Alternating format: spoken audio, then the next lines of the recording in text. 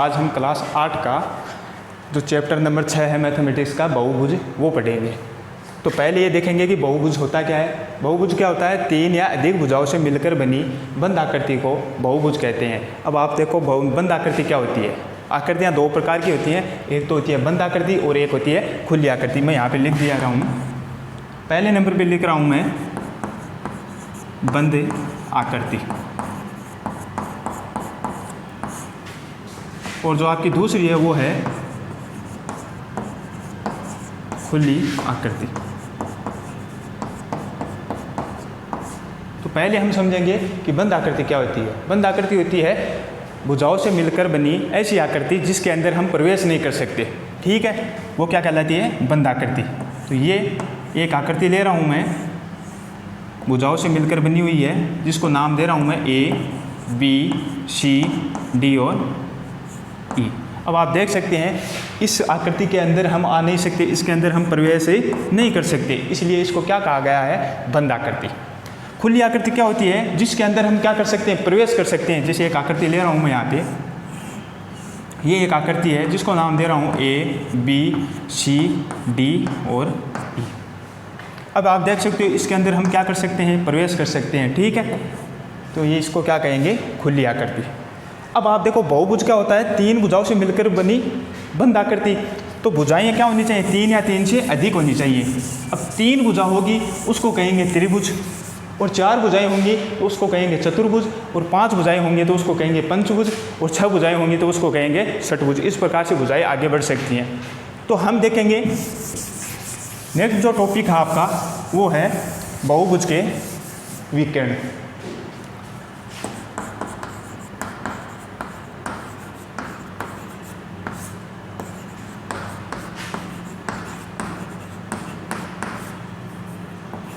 बहुभुज के विकर्ण, बहुभुज के विकर्ण क्या होते हैं। अब आप ध्यान से देखना, मैं एक यहाँ पे बहुभुज ले रहा हूँ, ये एक बहुभुज लिया।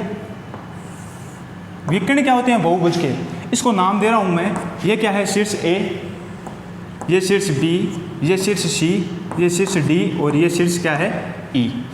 विकर्ण क्या कहलाते हैं, किसी शीर्ष से उसके सम्मुख शीर्षों पर यदि कोई रेखा खींची जाए तो वो क्या कहलाते हैं, बहुभुज के विकर्ण। जैसे मैं ये रेखा खींच रहा हूँ, सम्मुख शीर्ष, सम्मुख शीर्ष का मतलब इसके सामने वाला। ठीक है, अब ये तो इसका सम्मुख शीर्ष नहीं हो सकता और ये भी नहीं हो सकता।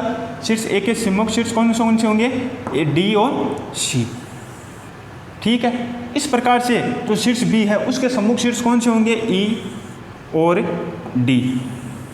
इसी प्रकार से जो शीर्ष ई है उसके सम्मुख शीर्ष क्या होंगे, एक तो बी, तो ये तो पहले से खींची हुई है, और यहाँ पे एक रेखाखंड और खींच देता हूँ। तो ये सभी क्या कहलाते हैं, जैसे ए, डी, उसके बाद में ए, सी, उसके बाद में बी, ई। ठीक है, और उसके बाद में बी, डी, उसके बाद में क्या हो जाएगा, ई, सी। इस प्रकार से ये जितने भी बनेंगे अंदर तो वो क्या कहलाएंगे, इसके विकर्ण। ठीक है, ये सभी क्या है, विकर्ण है बहुभुज के। अब विकर्ण को निकालने का क्या होता है, एक फॉर्मूला होता है। अब आप देख सकते हो इसमें क्या है, पांच भुजाएं हैं। इस आकृति में कितनी है, इस बहुभुज में पांच भुजाएं हैं, तो विकर्ण कितने बनेंगे। अगर छह भुजाएं होंगी तो विकर्ण ज़्यादा बनेंगे, और सात भुजाएं होंगी तो और भी ज़्यादा बनेंगे। तो विकर्ण को जो निकालने का कि भाई कितने विकर्ण बन रहे हैं, उनको निकालने का क्या होता है, एक फॉर्मूला होता है। वो लिखा देता हूँ यहाँ पे, बहुभुज के विकर्णों की संख्या कि उस बहुभुज में कितने विकर्ण होंगे, तो उसका सूत्र है n-3/2। ये क्या है, विकर्णों की संख्या निकालने का एक सूत्र है, जहाँ n क्या है, n है भुजाओं की संख्या। जैसे इसमें कितनी है, 1, 2, 3, 4, 5, किसी में 4 होगी, किसी में 6 होगी। इस प्रकार से n है भुजाओं की संख्या। ठीक है, इसके बाद में जो नेक्स्ट टॉपिक आता है वो आता है कि बहुभुज कितने प्रकार के होते हैं। ये समझेंगे हम। कि बहुभुज कितने प्रकार के होते हैं। तो बहुभुजों को उनके विकर्ण के आधार पे और भुजाओं के आधार पे बांटा गया है। तो हम क्या करेंगे, पहले तो लिखेंगे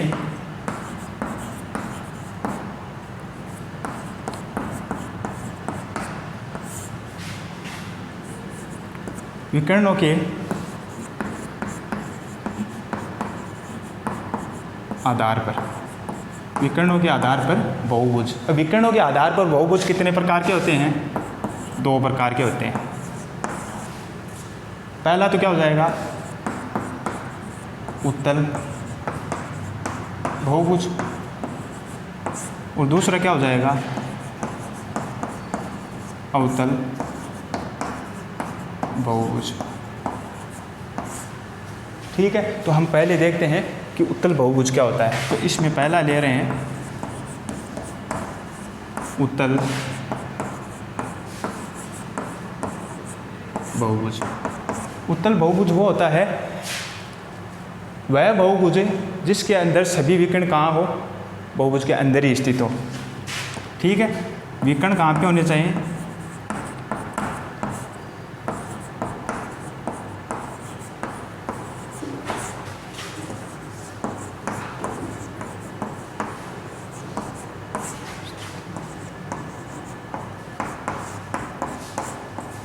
जितने भी विकर्ण है वो कहाँ पे स्थित होंगे, बहुभुज के अंदर। जैसे यहाँ पे ये एक बहुभुज है, अब आप इसके विकर्ण बनाओ, क्या करेंगे, इसको नाम दे रहा हूँ A, B, C, D और E। यहाँ पे इसको मिलाते हैं हम। ठीक है, तो ये क्या है, जितने भी विकर्ण बनेंगे वो क्या बनेंगे, अंदर बनेंगे। सभी विकर्ण कहाँ पे बनेंगे, अंदर। तो ऐसा जो बहुभुज है इसके सभी विकर्ण कहाँ पे बने, बहुभुज के अंदर बने, तो उसे क्या कहेंगे, उत्तल बहुभुज। इसके बाद में जो नेक्स्ट आता है, इसी का दूसरा है अवतल बहुभुज।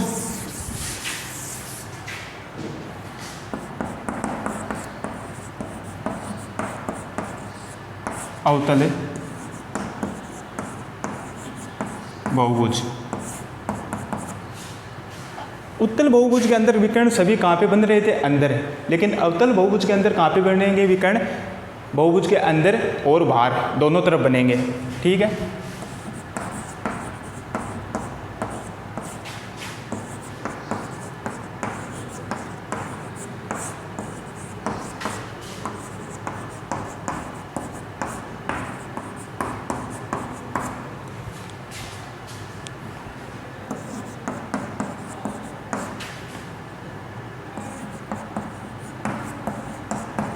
अंदर और बाहर बनेंगे। ठीक है, इसका एक एग्जांपल देता हूँ मैं आपको। जैसे ये एक क्या है, आपका बहुभुज है। अब आप देख सकते हो, इसको नाम दे रहा हूँ मैं A, B, C और यहाँ पे दे रहा हूँ D, ये हो जाएगा E और ये हो गया F। अब विकर्ण देखो कहाँ कहाँ पे बन रहे हैं, अंदर बन रहे हैं, और भी बनेंगे, जैसे ये बन गया। लेकिन एक विकर्ण कहाँ पे बन रहा है, बाहर, जैसे C और E को मिलाने पर। इसलिए कौन सा बहुभुज है, अवतल बहुभुज। ठीक है, ये तो हो गया विकर्णों के आधार पर बहुभुजों के प्रकार। अब बहुभुजों को उनकी भुजाओं के आधार पर और बांटा गया है कि भुजाओं के आधार पर कितने प्रकार के होते हैं बहुभुज। तो जो दूसरा अपना, उसको लेंगे हम भुजाओं के आधार पर। अब भुजाओं के आधार पर भी कितने प्रकार के होते हैं, 2 प्रकार के। पहला सम बहुभुज और जो दूसरा है वो है विषम बहुभुज। तो इसमें हम पहला पढ़ेंगे सम बहुभुज किसे कहते हैं। तो इसी में पहला है सम बहुभुज। ठीक है, यदि किसी बहुभुज की सभी भुजाएं क्या हो, समान हो, बराबर हो, एक जैसी हो, तो उसे क्या कहते हैं, सम बहुभुज। सभी भुजाएं समान होनी चाहिए। जैसे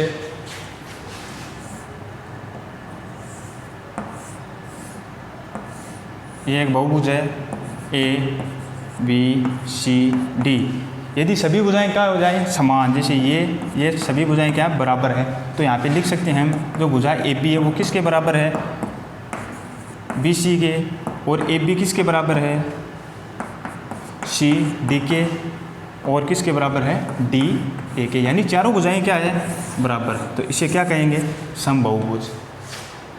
इसी में दूसरा है विषम बहुभुज। विषम बहुभुज क्या होता है,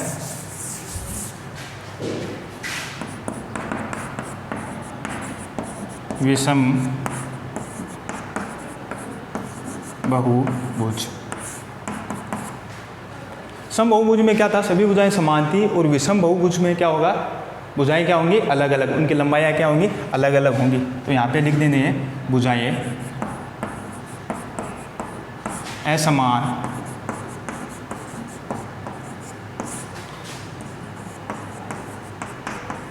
लंबाई की होती।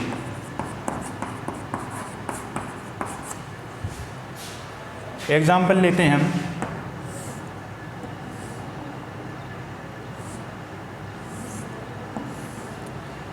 नाम दे रहा हूँ A B C D E. अब आप देख सकते हो ये भुजा इसमें ये दो भुजाएं तो क्या है छोटी है, और बाकी तीन एक जैसी दिखाई दे रही है। इसका मतलब क्या है, ये क्या है विषम बहुभुज, जिसमें क्या है भुजाएं असमान लंबाई की है, तो इसे क्या कहेंगे हम विषम बहुभुज। ठीक है, अपना जो नेक्स्ट टॉपिक है वो है बहुभुज के अंतः कोणों का योग। अब अंतः क्या होता है, अंतः का मतलब होता है अंदर वाले कोण। तो यहाँ पे टॉपिक है अपना बहुभुज के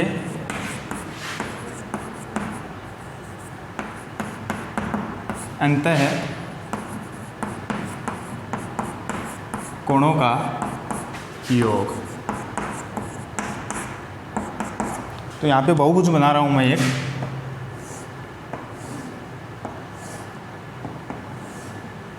जैसे ये एक बहुभुज है, इसमें कितनी भुजाएं हैं 6 भुजाएं हैं। इसके शीर्ष लिख देते हैं हम, ये शीर्ष ए है, ये बी, ये सी डी ई और एफ। अब हम क्या करेंगे यहाँ पे जो अंतः कोण, अंतः का मतलब क्या होता है यहाँ पे लिख देता हूँ अंदर वाले।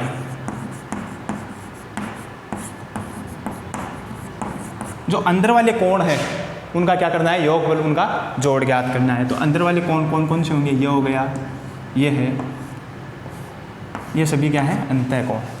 इनका फॉर्मूला होता है बहुभुज के अंतः कोणों का योग बराबर 180 डिग्री, और क्या करेंगे n-2। ये फॉर्मूला हो गया आपके बहुभुज के अंतः कोणों का योग, जहाँ n क्या होगा, जहाँ n होगा भुजाओं की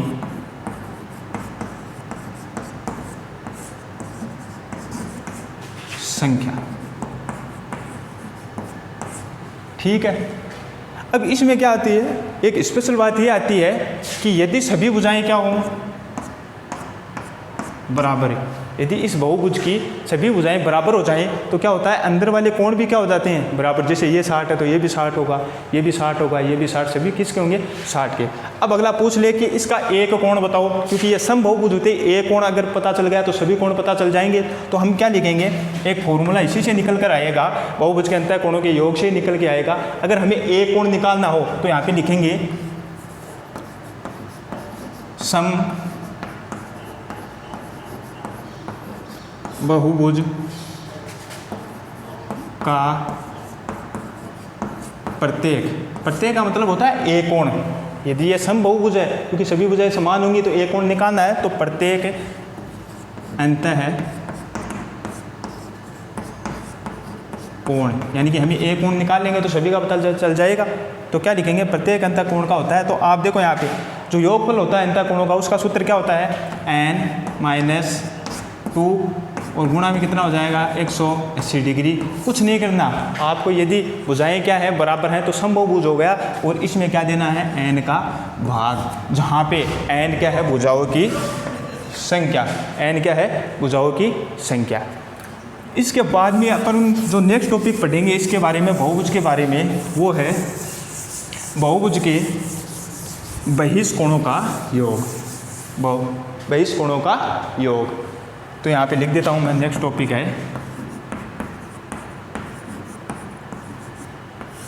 बहुभुज के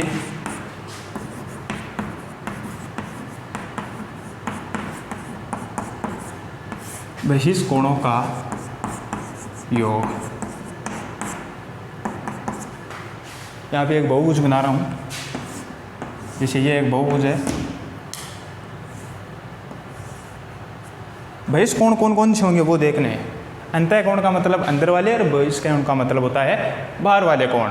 अब क्या करेंगे, हम एक साइड से चलना स्टार्ट करेंगे, या तो आप इस साइड से चलो या आप इस साइड से चलो, और भुजाओं को आगे बढ़ाते चलो। हम क्या कर रहे हैं, इस साइड से चल रहे हैं, इस भुजा को बढ़ाएंगे तो आगे हो जाएंगे, इस भुजा को इस तरफ बढ़ाएंगे, इस भुजा को इस तरफ, इस भुजा को इस तरफ, और इस भुजा को इस तरफ। नाम दे देते हैं हम शीर्षों को A B C D, और ये क्या हो गया E। बहिष्कोण का मतलब बाहर वाले कोण। ये क्या है, बाहर वाला कोण है, ये भी बाहर वाला है, ये बाहर वाला कोण, ये और ये भी क्या है, एक बाहर वाला कोण। इनका योगफल क्या करना है। तो चाहे कितना ही बड़ा बहुभुज हो, उनके जो बहिष्कोण हैं उनका मान हमेशा क्या होता है, योगफल का मान कितना होता है 360। तो बहुभुज के बहिष्कोणों का योग कितना होता है 360 डिग्री। लेकिन यही बहुभुज अगर समबाहुभुज बन जाए, यानी कि सभी भुजाएं क्या हो जाएं, समान हो जाएं। अब सभी भुजाएं समान होते ही क्या हो जाएगा, बाहर वाले कोण भी क्या हो जाएंगे, समान। और हमें एक का पूछ ले कि एक कोण कितना होगा, तो उसके लिए हम लिखेंगे सम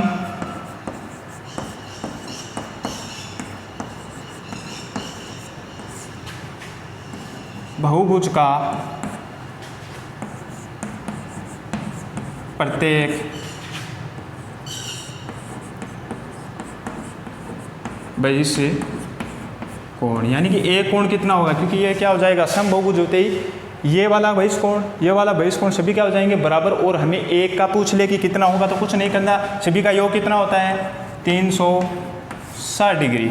और उसमें क्या करना है, n का भाग देना है, जहाँ पे n क्या है, बहुभुज की भुजाओं की संख्या। यहाँ पे लिख देता हूँ, n क्या है, भुजाओं की